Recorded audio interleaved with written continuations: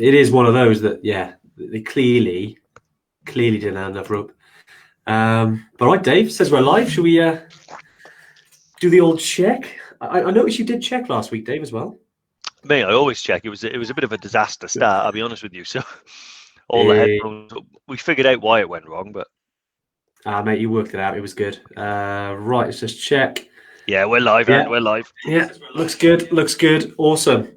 Right, let's get into it. Right, hey guys, Andy here and Dave, another Tuesday tune in.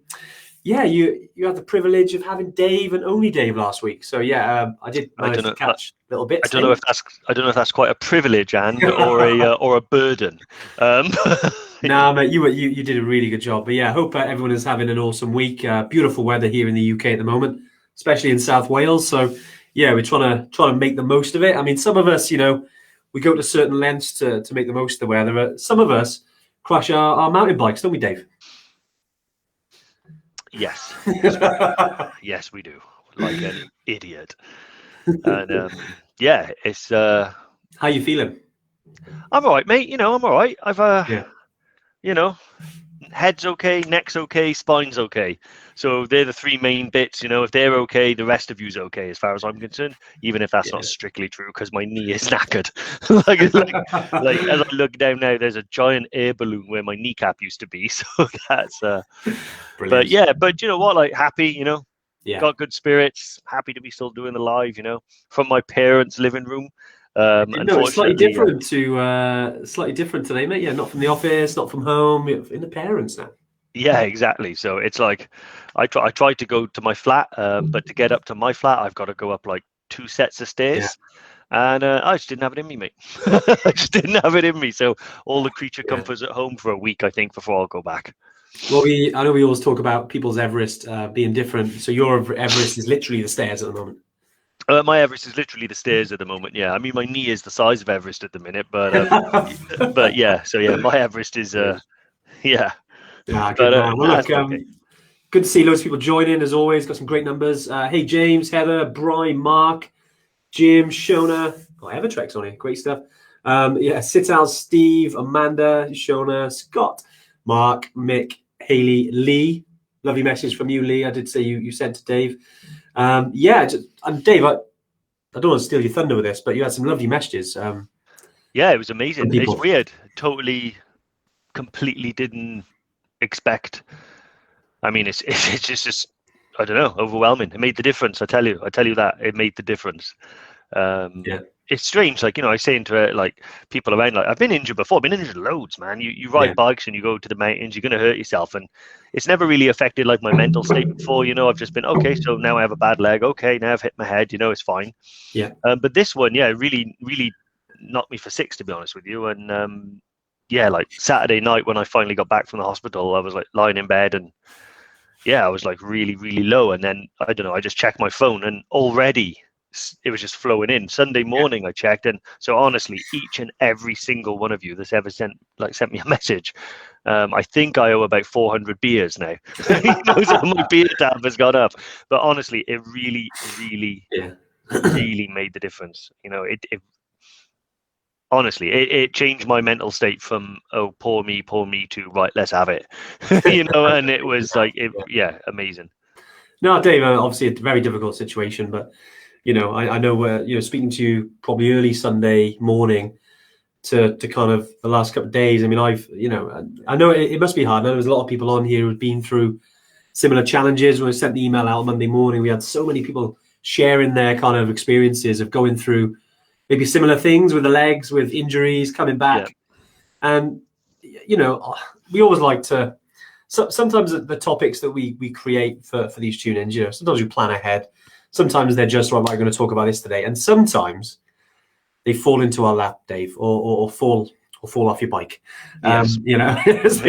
But we were talking about injuries a lot, really, the last few weeks in terms of doing a live about it, and we thought, right, let's do it today.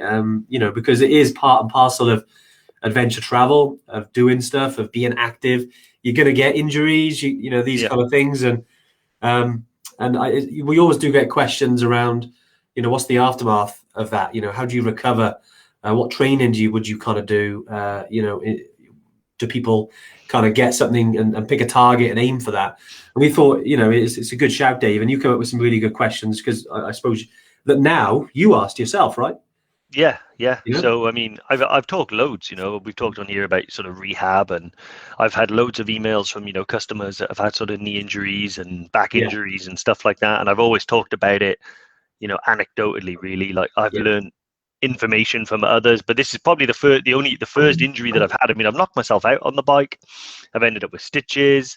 I've pulled something in my back before, but you kind of just get along. But this one, so just to sort of recap, I was riding my mountain bike on Saturday in Wales and doing some downhill trails and having a fun day with my mate John, the Great Bald Yeti. yeah, And yeah, it was just a freak accident. It was just got onto a loose bit of the trail, lost the front end, went over the bars, and as I went over the bars, my foot got caught in the bike frame. yeah. So all of my weight, all of my momentum then pulled the knee apart. And you hear, it's strange, you hear the ligament sort of, I don't know whether it tore or snapped, MRI Yeah. will tell me that. But yeah, when I hit the ground, I thought my leg was broke, was the first thing that I thought, because I'd never felt that before. So I thought, right, I broke my leg. I'm in the middle of nowhere on a mountain in Wales, surrounded by trees. There's no way for a helicopter to get me. There's just nothing, and Chopper Club, Dave. What's that about? I know, yeah, mate. The first thing I thought to do is I'm going to ring a noosh and get a chopper, like, and then I was like, no. So, yeah, I broke my leg, and it was ironic. Like after the panic had passed, and Yeah, I was literally just lying there thinking, this is one fine mess I've got myself into now. How am I going to get myself out? And then, yeah, honestly, I felt my leg, and I thought, well, it doesn't feel broke, doesn't feel like it's damaged. Maybe I'm just being a bit of a wuss, So I literally crawl over, find a tree, pull myself up by a tree, put some weight on the leg, and it just folded underneath me like a bit of wet spaghetti. It was just, there's nothing supporting no the knee. support. So then I was like, Yeah. okay, now I'm in real trouble. I mean, those were my exact words. Yeah. But I was like, right, and yeah, and then John came back to help me, but unfortunately, you're on such a narrow, steep trail that there's no real way to receive the help. So Yeah. I just thought, well, I'm overthinking this. I'm just going to scoot down on my ass. So I just sat down with my two hands and just like literally pulled myself down the track, sort of like a really, really budget, into the void. I hope you still had your GoPro recording, mate. Do you know what? I turned my GoPro off after I landed. Oh. So, yeah, I in retrospect, I wish I'd kept it rolling, but Yeah, at could have the edited time, that into the void Newport style, yeah, exactly. But at the time, I really, really didn't.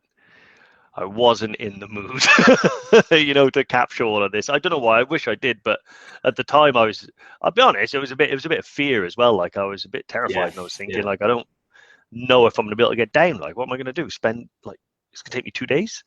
Yeah. But luckily, like the mountain bike community, and which in my mind they're part of the mountain community. It's got the word mountain in it. Bikers, climbers, trekkers, hikers, we're all part of the same community, and they're all really happy to help. So when the guys came along and helped me, it was we figured out a method and got me down. So that was Yeah.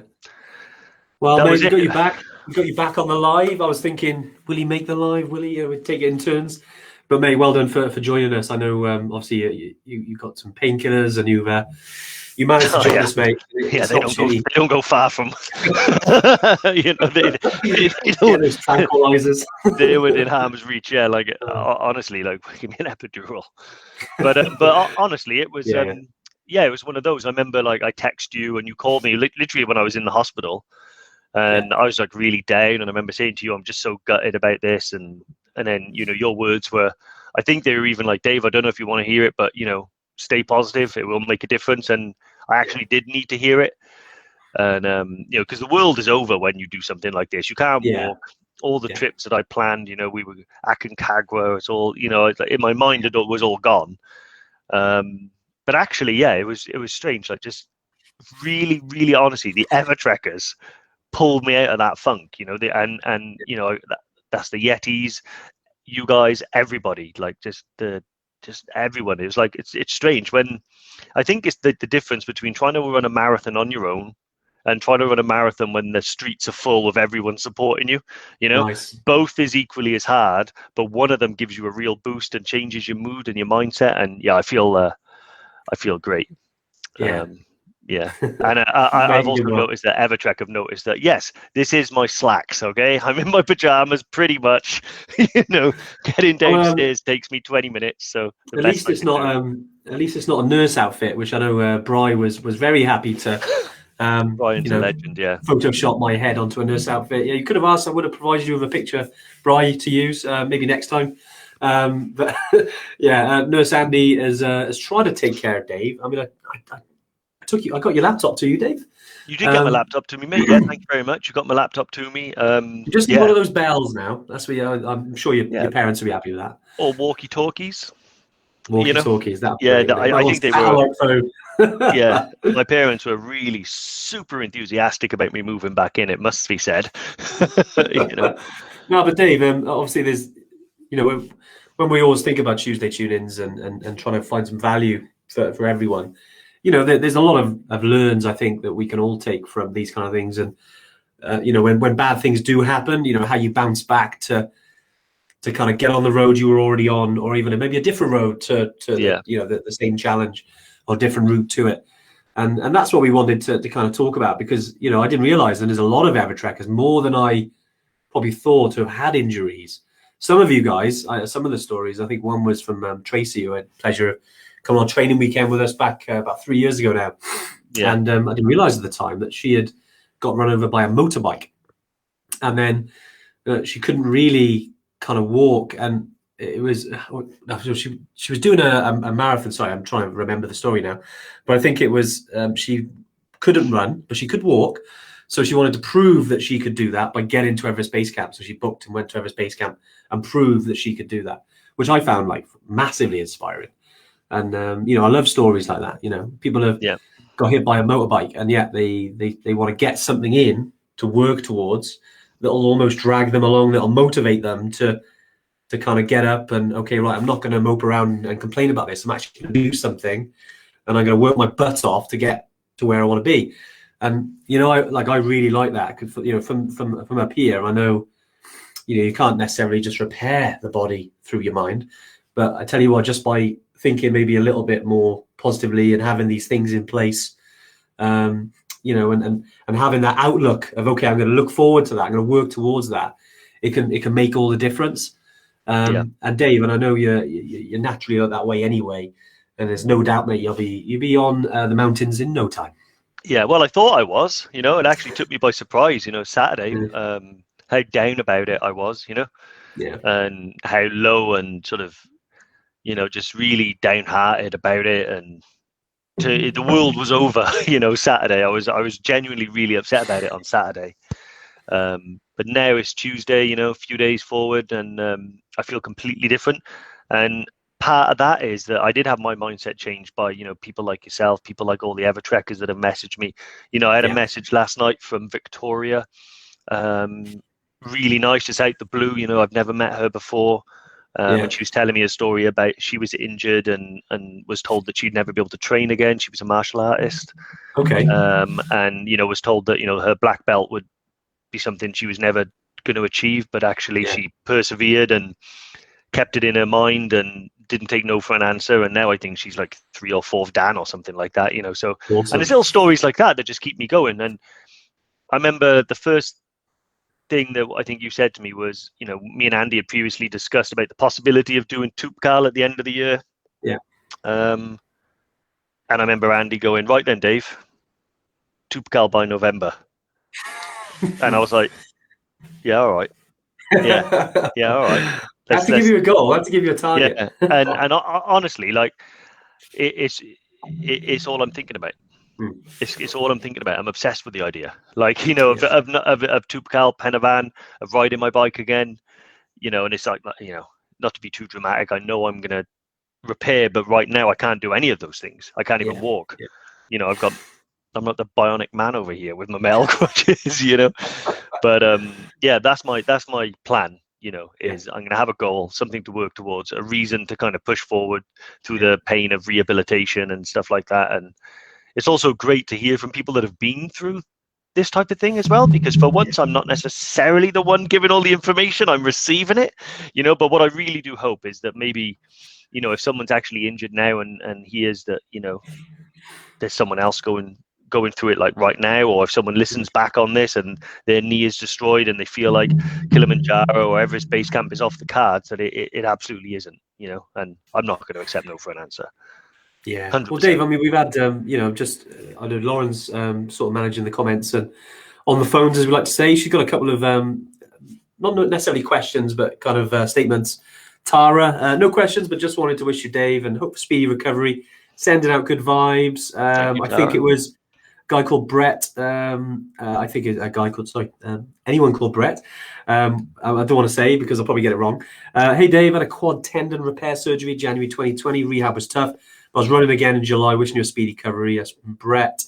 Jim Blues. I know he was asking, how's the leg? Haley, hope you're doing well, Dave. Ramona, of course, how are you, Dave? Rebecca Papillon. Sorry, I can't pronounce your name. I would pronounce it right, but Rebecca, I'm going to go with that. How are you getting on, Dave? Another good question. Brian makes a very good point, actually, and there's probably something in this, and that is the plot thickens. The Bald Yeti was with you. John is after your job. Yeah, he actually went ahead of me as well. I didn't see the banana peel, but I'm not. There's a possibility that he put it there. To be fair, like if anyone goes over to my Instagram page, I'm not begging for followers. You don't have to follow me, but there's a little video there of the accident, and that sketch where you have like this. It's like a ground squirrel or something going like Alan. When I crashed my bike and hit the ground, like the first thing I did was go like John, yeah. because I thought he was the only person around that could help me. So yeah, to be fair to John, if he's if he's after my job, he could have just asked. Maybe we could have employed him to do something. There's no need to take out a Yeti to become a Yeti. He's already a Yeti. He's the great bald Yeti. He's already a great bald Yeti. Yeah, exactly. And but honestly, I had loads of really funny comments. Like Bry is, some of the stuff he was putting was cracking me up. Mark B. Croft as well. He was loving the banter. So to be honest, I had some lovely super caring messages, and then I had some less caring messages that are equally as important. Like they do crack me up, to be fair. So yeah, keep them coming. Well, you're talking about Alan, Alan Smith. Hey Alan, nice to see you on here. Namaste Team Evertrek. You're doing a couple of mountains which I can't pronounce tomorrow, 21st, 7 a.m. Victoria Bridge car park. Anyone interested, drop Alan a message. Always I'll good give it a miss if it's all right, Al.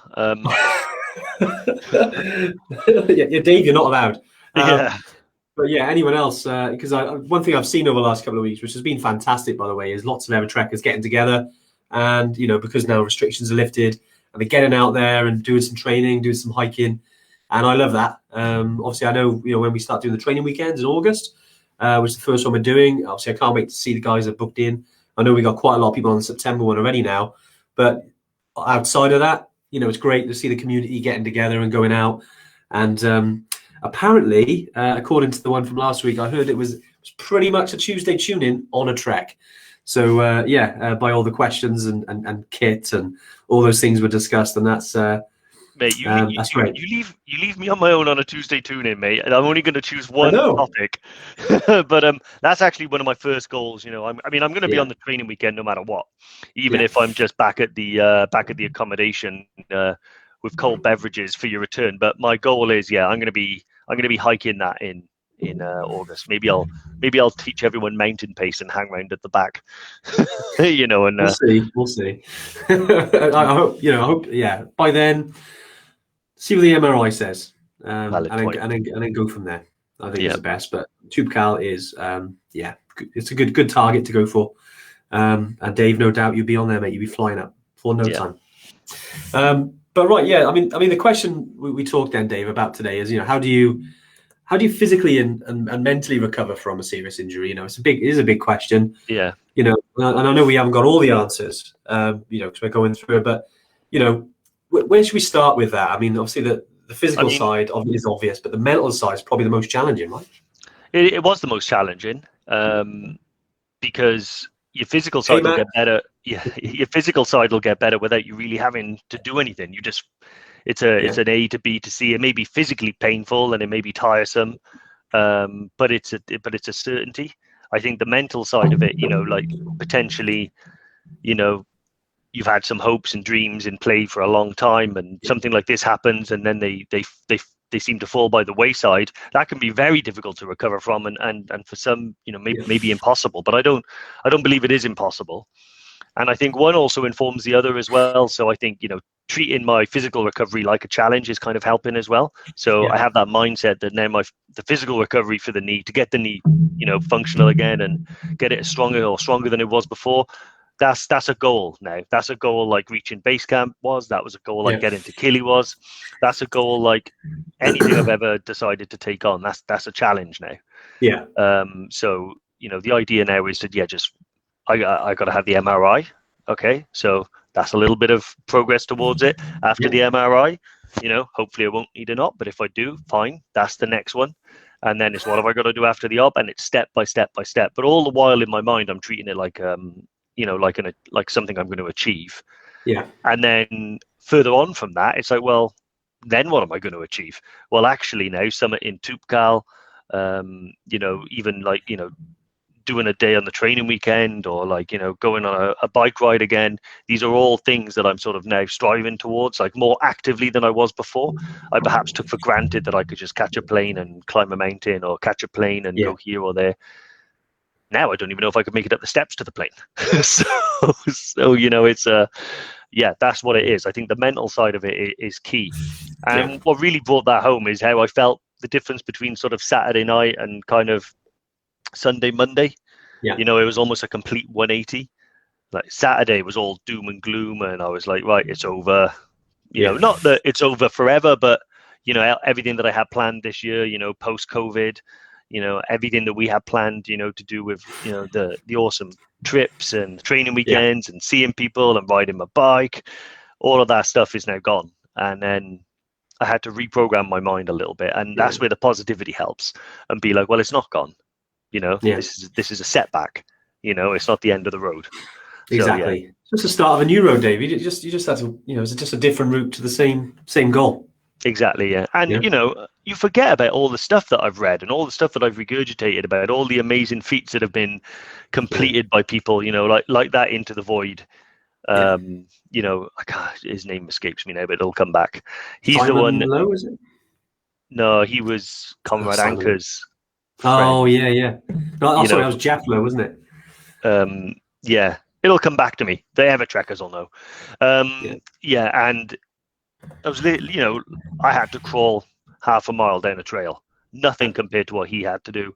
And then, all those stories of like grand exploits on mountains and things like that. Athletes that have like completely blew their knee out or injured themselves and then come back to be even better than they were before. So, it makes a difference. Joe Simpson, that's it. Dav knows. Joe Simpson, and it was a guy called Simon Yates, wasn't it? That was it. The other guy. But mate, nice. No, it's always good to see where you're at, Dave, and obviously, like we don't have all the answers. I know that, essentially once you're able to train, because that was one of the questions, what training do I do to get back into it? And I mean, just to be transparent, isn't it? Is essentially, I would definitely speak to a specialist, because I think it depends on the injury. Because we do get questions sometimes. Someone that has a dodgy knee, someone that might have, an ankle injury, or maybe it's not necessarily a big injury, but they've got maybe got a chronic illness or something that affects their way they walk.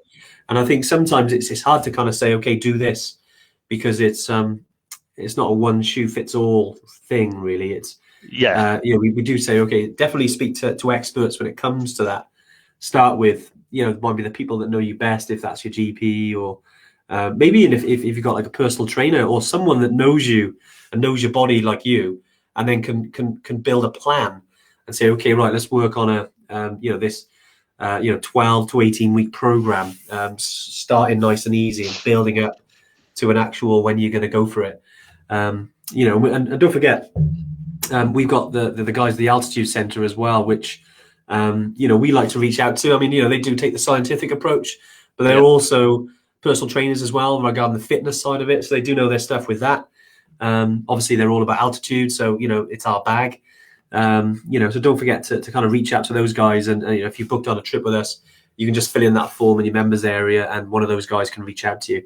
And they're open back up now, so they're based in London and the Midlands.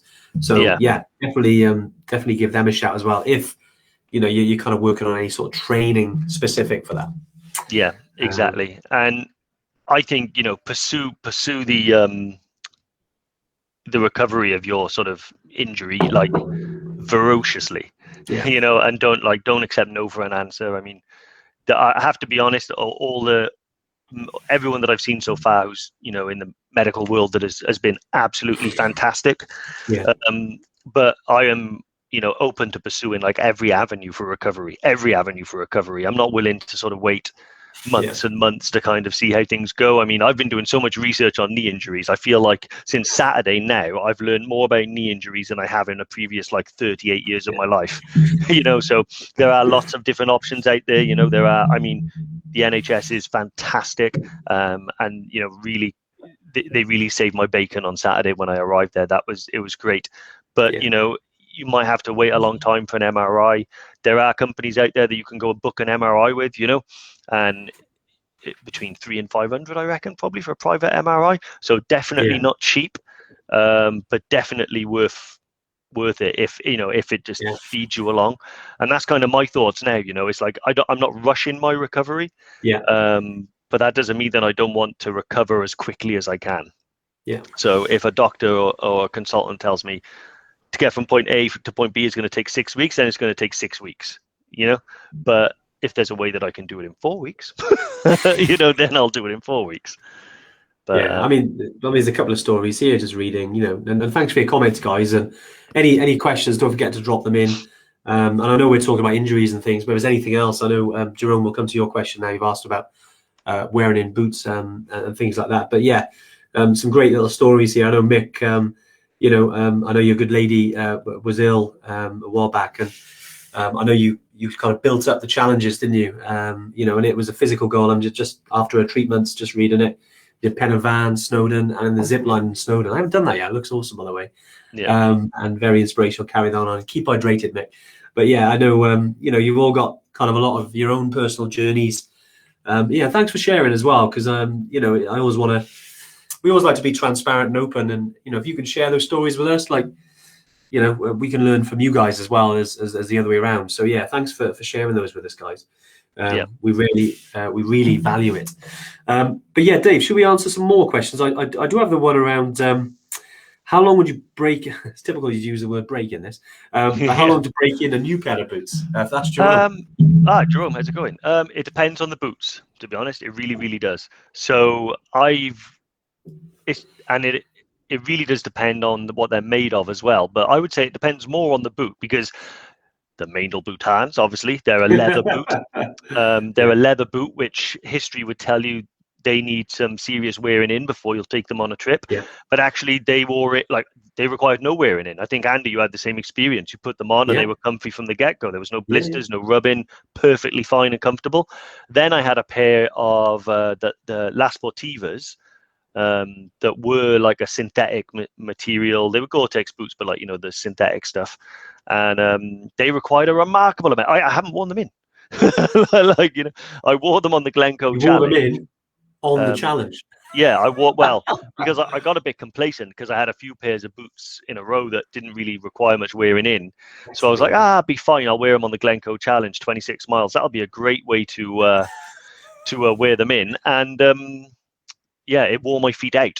So I was completely ruined by the end of it. So honestly, it depends on the boots. My advice is, when people talk about wearing them in, that doesn't necessarily mean hiking in them. When I get a new pair of boots, I'll wear them casually for a week. Around the house. Exactly. Going to the office, around the shops, in the house, going out, put them on. And that way you'll get a feel for them before you even take them on the mountains. Maybe do like a mile or two just around the roads and something like that, and you'll soon figure out if they need wearing in or not. So my advice would be to do that. Go on a little walk, not necessarily in the mountains, somewhere close to home. Yeah. Wear them casually around wherever you go for a week or two, and then hit the mountains with them.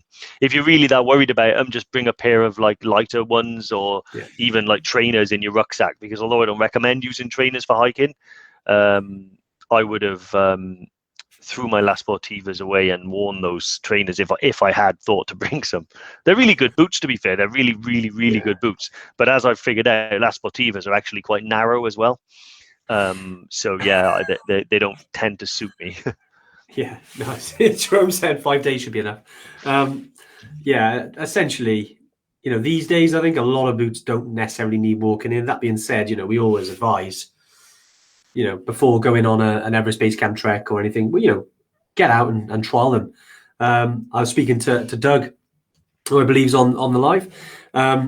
And yeah, he who climbed Kilimanjaro with us has been to Everest Base Camp as well.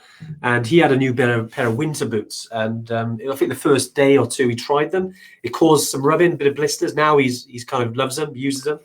But they are proper winter mountaineering boots. They're crampon compatible. So yeah. You make sure you use the right boot for the right scenario as well. And I know that seems a bit nuts because you're kind of thinking, geez, how many boots do I need?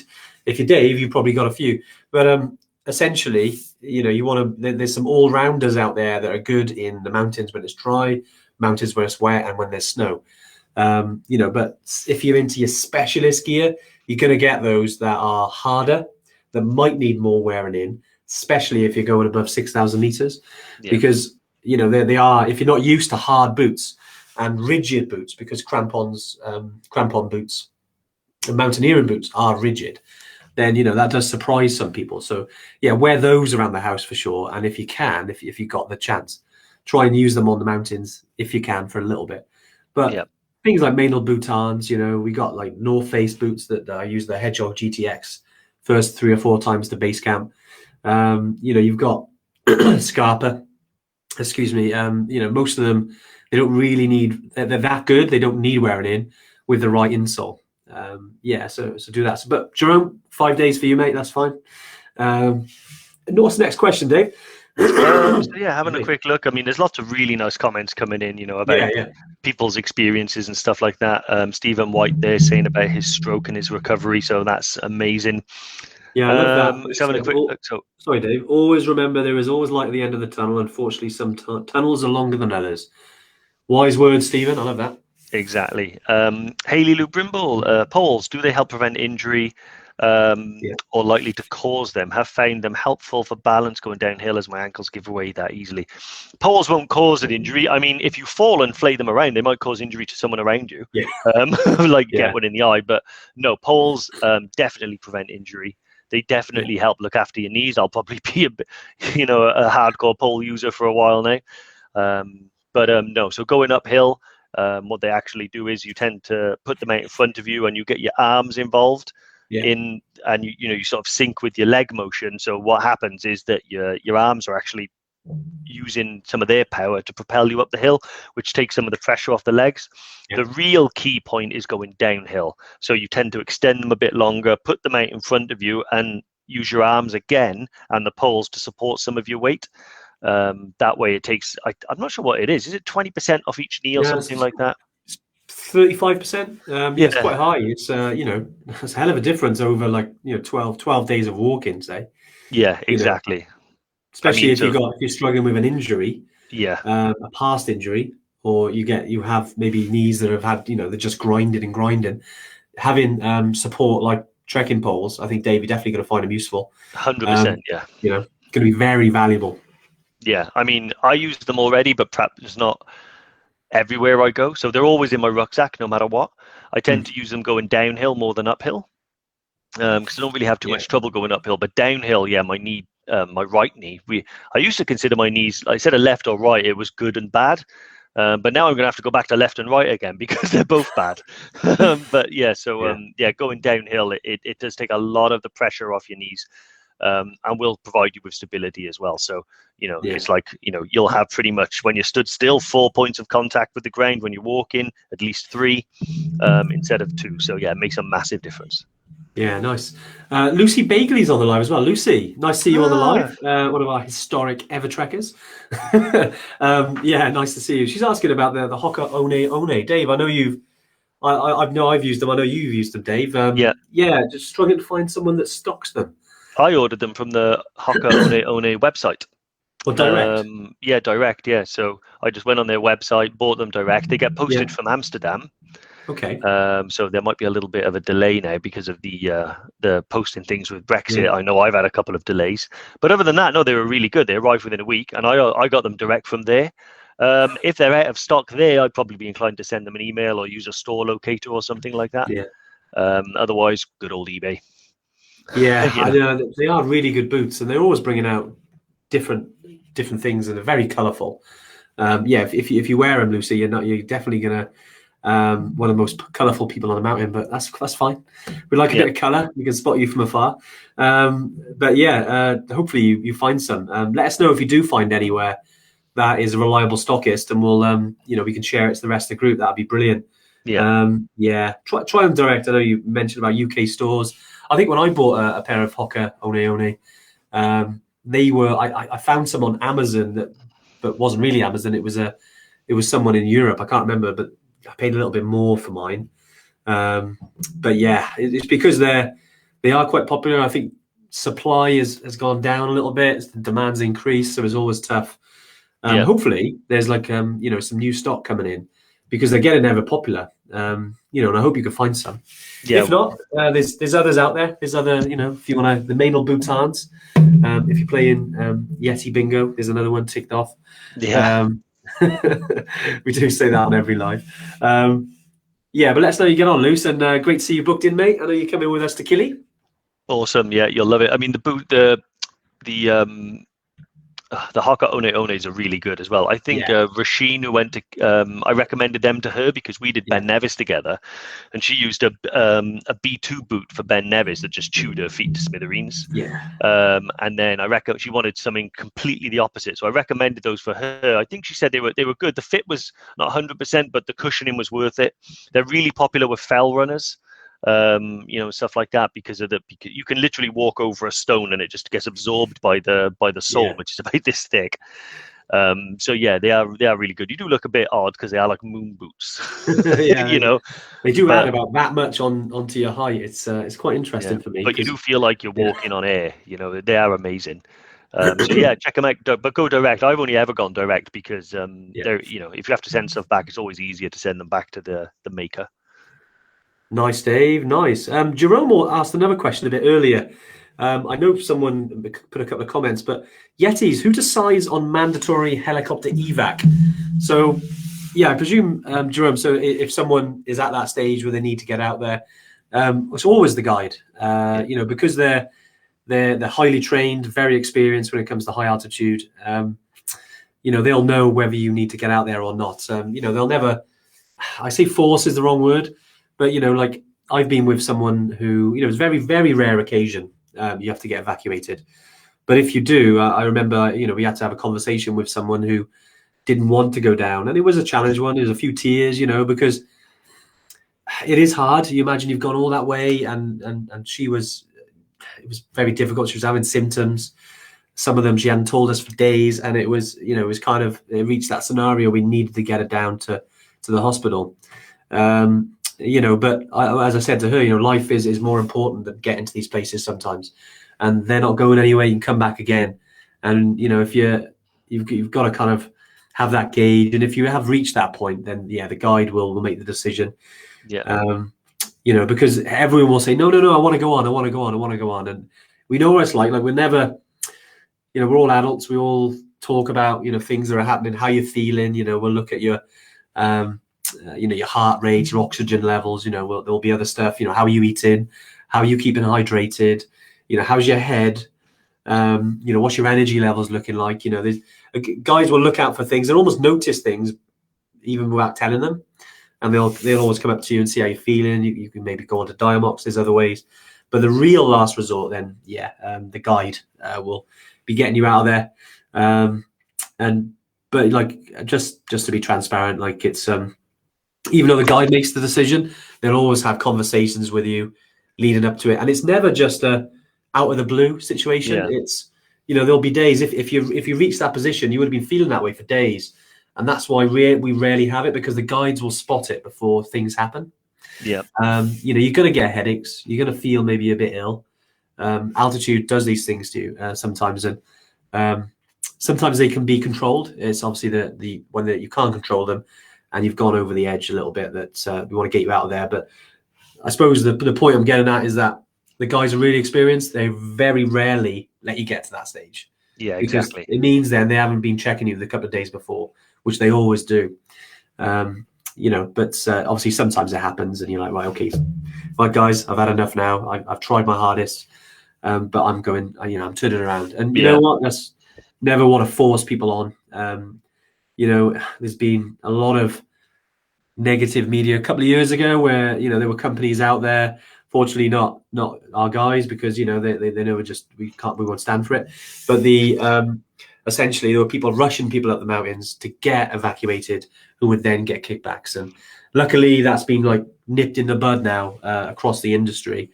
If people do get evacuated, it's because they need to get out there. Yeah, exactly. I mean, that was probably what, 10 years ago at its highest or something like that. But it's and to be honest, it's really rare that you'll get a situation where someone really needs to go down but won't, you know, and then the guide has to make that sort of call.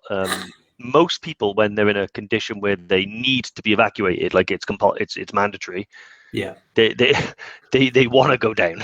You know, like you don't feel great. There are a few special exceptions, perhaps, where people are incredibly stubborn, or perhaps that's the wrong word. Incredibly determined might be more flattering. Where you actually, the reason you have the guide there is not just to show you the way. The way is not very complicated. You can figure that out on your own. You have your guide there to guide you there safely. And you're paying them to look after your best interests when you're perhaps not capable of doing so. So having someone sort of looking over you, checking over you, allowing you to have the freedom to have an adventure, whilst also knowing that they're going to keep you healthy and send you back in the same condition you arrived in. You know, that's what they're there for. Exactly. Just seeing Michael Gillies. Mike, how are you doing? He's just talking about your accident, Dave. You did the same thing skiing April 2017, and then I do remember. I think we did catch you in EBC a couple of years later. But Mike, I hope you're well. Hope life is treating you well, mate. Nice to see you on the live as well. But right, Dave, any other questions? Oh, Michael Gillies, yeah. So was that on, I think, Tengboche was I Hill? on my way up Tengboche and they were on their way down Tengboche? No, we were going down, they were coming up. It was the other way around, was it? I think so. Yeah, it was. Yeah. We were on the way back to Namche. Okay, yeah, I remember. Do you know what's getting confusing is because I actually went to base camp twice that year. Yeah, you did. And I saw Evertrackers both times. So I know I saw some people on the way down as well.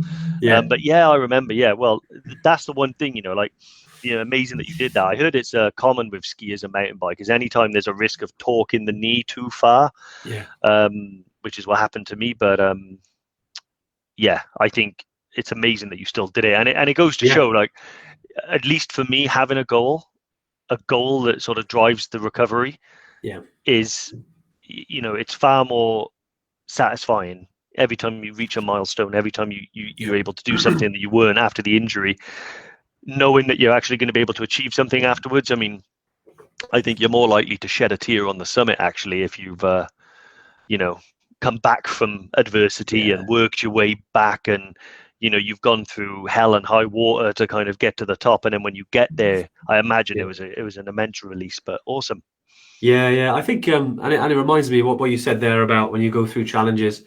And I think even the last 12 months for everyone, and you know, who have had trips in, and some people were like, the trip was kind of rescheduled, or like, guys, you can't do it, like a day or two before they went back, especially back in March last year.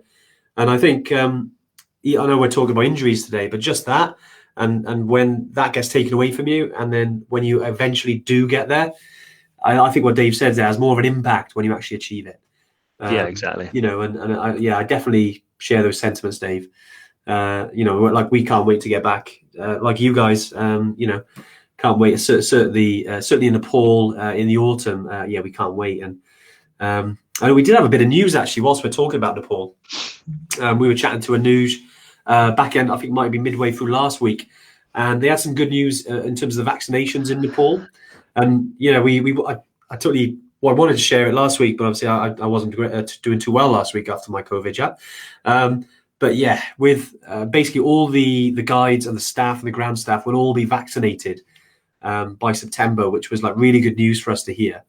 Meaning that obviously once things open up in the UK, we're allowed to travel, and as long as it's not on the red list, then we're able to get back, to Nepal essentially. I mean, obviously the other countries as well, but whilst we're talking about Nepal, so yeah, I just wanted to share that news with you guys that all our guides, in Nepalese guides and the staff and the people in the hotels, the people who'll be taking care of you will all be vaccinated by September. So yeah, a bit of good news from there. I thought I'd like to share that. Awesome. So Lindsay Ann Willets has asked, how wide are Maindel boutans? I have wide flipper feet for a lady. Any ladies wear men's boots? That was actually probably going to be my suggestion, which was I know ladies' boots tends to be a bit narrower. But I think if they're too tight, then try the men's boot, because they're almost identical. I'm not aware of many changes other than the width of the boot, really. That kind of makes a difference. So I would try the men's, or there are some other brands out there that do offer sort of wider boots. I think Scarpa are pretty wide, actually. Normally for it tends to be the Italian brand. It tends to be quite narrow, but they're quite wide. I see Shona's mentioned as well. Salawa boots, they're really good. Altberg again. There are wide boots out there, and then the other option is going for something like a non-leather boot, that's going to have a bit more give in it and stuff like that. Personally, I think the Maindels they probably just sit in the middle. They're not narrow, they're not wide. I could probably do with about like a millimeters more width on my Maindels, but it's not enough that it bothers me. And once I'm wearing them, it's fine. But yeah, they're probably just an average fit, I would say, the Maindels. Yeah, I think there's a few. In an ideal situation, we'd like to get into the store, get down there and try them on. But I know it's quite challenging at the moment with different stores. But if you are able to, like personally, I probably don't do it the recommended way, but I order online and I get them and I try them on. If they don't fit, I then send them back, because to keep them indoors, you can do that. But 9 times out of 10, because I'm a size 9 and 9s always fit me, I never really have an issue. Obviously with decent hiking socks as well. But Dave had some good options there. But if you can, get into a store and try them, or order them online. Just don't take them outside, because I think once you use the soles, once you use the grips, they don't send them. You can't send them back. So wear them around the house. And if they do, I know ideally you want to get a good hike on them, but if you can't, and all you can do is around the house, at least maybe go up your stairs and see how they feel. And if they do feel too tight, then send them back and get a different size or a different boot. Yeah, awesome. But it's always a challenge, isn't it? Sometimes you're never going to get the perfect boot that fits, but if you can get them that are just right when you're wearing a decent thick hiking sock, because these boots, you're going to have decent thickness of hiking socks when you're out there, then those are the babies that are going to work. Definitely. Yeah, exactly. Kath Jones asked, any news on the jackets from Nepal? Guys, we know we've got to get them out. They have arrived, so we have them. It's just been a little bit busy. We off the back of the Kilimanjaro competition, and then it was vaccine week last week. So Andy had his, I had mine the following day. Little rough there. Side effects, but it was all good. Then, all fine, exactly. I mean, well worth it. The example I gave to someone was, like I said, don't let feeling a bit rough put you off getting the vaccine. I mean, how many times have you gone to the pub of a night knowing you're going to be rough the next day? It's not as bad as like a bad hangover. It's just a bit rough. But actually, we were planning on doing it sort of Monday, but my bad. But what I'm going to try and do is, as soon as I can get back to the office with Andy, we'll work it out and get them done and get them out as soon as we can. Yeah, we've got a batch to do. They have arrived, and we got the second batch then as soon as we get to a certain size. I know we've talked about it a little bit before around because it's a sort of charity raising money for the guys over in Nepal. It's we have to have a certain amount to make it worth it, in terms of getting additional money. But if you had ordered a jacket, just say a big thank you as well for your patience, and also for what you did for the guys, because we had some supplies and some money that was divvied out to all the people, all the guides and the staff in Kathmandu who have been struggling. These are the people that haven't got sort of farms to grow their crops and things like that. It's very tough. It's been over a year now with no customers, which is unheard of. But it's part of the world it is now. But yeah, just want to say another thank you from us guys, and I'll never stop saying thank you. I know you probably get bored of it, but I'll always say thank you because it means a lot to me that you're supporting our guys, and yeah, it's good. But do have a little bit of patience. We'll try and get them out as soon as we can regarding these jackets. I know you're excited to receive them, and I can't wait to see the pictures when you get them. I know we've done a batch before, which went down an absolute storm. So yeah, thanks guys. Awesome. Nice, Dave. Right, a couple more questions then. I know we've covered a lot today. Let's have a look. How you feel? Oh yeah, Jerome, thanks, mate. Yeah, feeling good. Just got those. Dave, any other questions that you've spotted, mate? I know, guys, if there's any questions as well, just before we kind of sign off, do throw them our way around injuries, anything around kit. I know we usually sort of last around 50 minutes to an hour, but we're coming up to that now. So any questions, guys, fire them away. Exactly. Lauren as well, virtually elbow us in the ribs if we've missed anything. I did notice someone asked, I can't remember who it was, do we do medals for Killy? Not yet, but it's probably something we'll look to do in the future.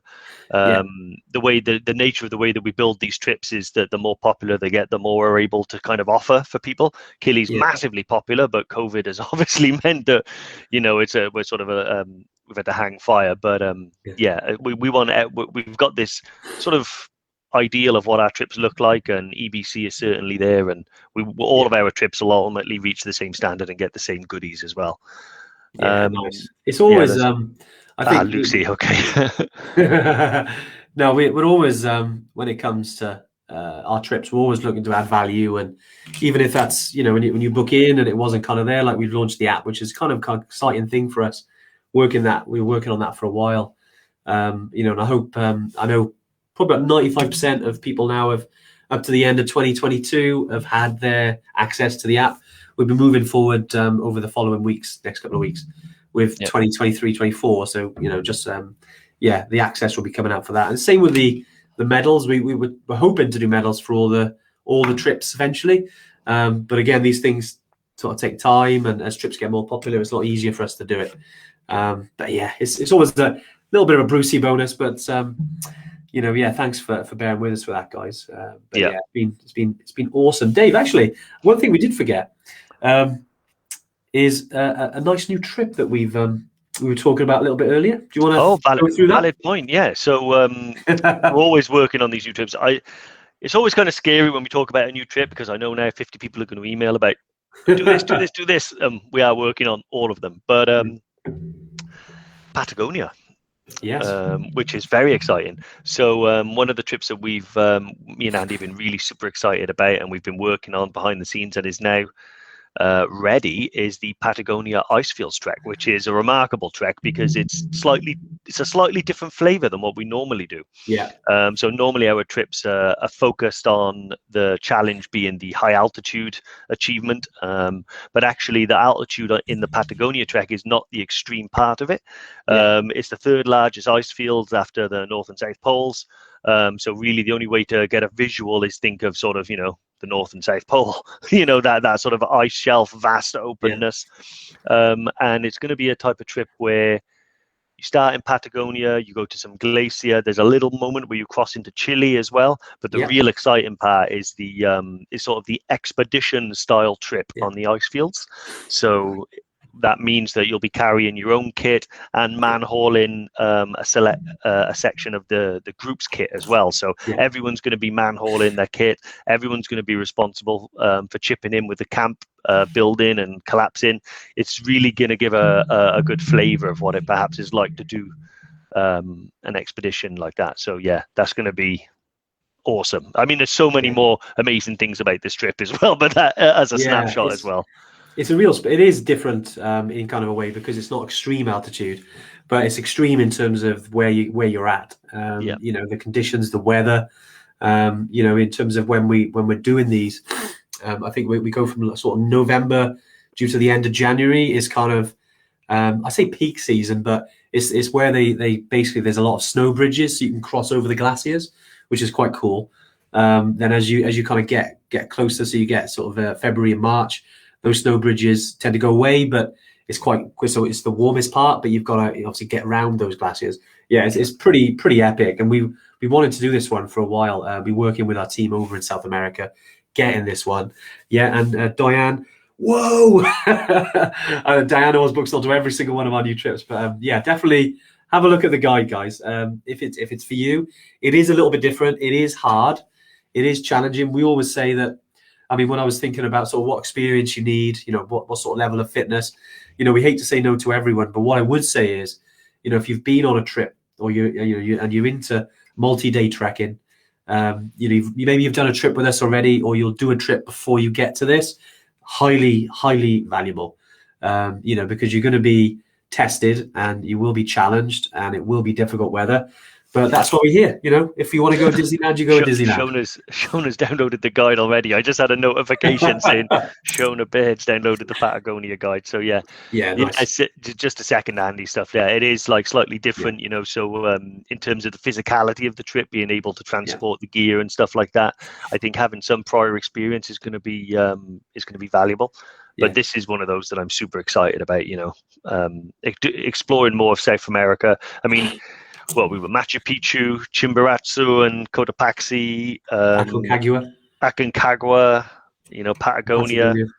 We've got some cool trips there now. Yeah, exactly. Yeah, exactly. Just watching Katie on there as well. Nice. Have a little look, guys. Let us know what you think. I mean, this is kind of, we announced it on here, just a little bit of like a soft launch, but we'll be sort of pushing it out there, over the coming weeks and months. Again, it's really exciting. It's one of many. I mean, we got a couple more to share with you real soon, and I know we've kind of been waiting for so long to launch some of these trips. I mean, Elbrus, just to let you know, is like really close right now, but we don't want to forget about our bread and butter, which is altitude, and which is also Nepal. And so we got another brand new trip in Nepal coming soon. Which is fantastic. And those two are kind of the next two. And then after those two is something that your dad was telling me he wants to do, Dave. And I don't want to give too much away, but it's not in Nepal, and it's close to Nepal. And it's very high. And I'm quite excited about that one. But have a look, guys. Download the guide, have a little look. If it's for you, drop us an email, info@evertrek.co.uk, or drop us via the messenger on the website, or a message here on Facebook. And we'd love to sort of discuss that with you. Other than that, guys, anything else, Dave, before we kind of finish up? Only just once again, just to say thank you to everyone that's messaged. I am going to spend time trying to get back to everyone that's emailed me, everyone that's messaged on Facebook and stuff like that. I said to Andy, I'll do it this afternoon. And when I looked, I was like, wow, there's 200 people. So, but I'm going to try and get back to everyone. But just so everyone knows, it really has meant a lot. It really did change my mindset, and it's part of what informed this live, about, if you are injured or you're recovering from, any type of injury, illness that's set you back, having a goal in mind has really helped me. Having the support of the Evertrek community has really helped me. And I know I'm only right at the beginning, so I know I'm going to be relying on you guys far more than I am those crutches, I tell you.